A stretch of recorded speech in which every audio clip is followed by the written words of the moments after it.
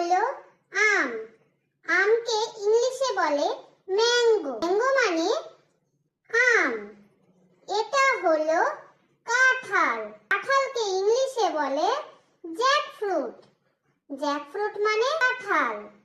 এটা হলো পেঁপে। পেঁপেকে ইংলিশে বলে পাপায়া।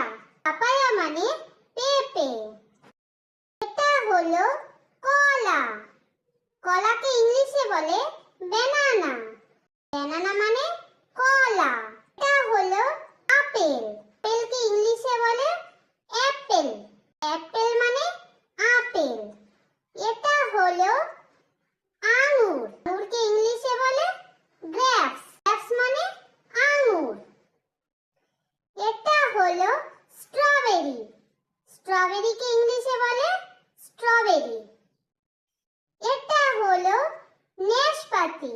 নাশপাতিকে ইংলিশে বলে পেয়ার। পেয়ার মানে নাশপাতি।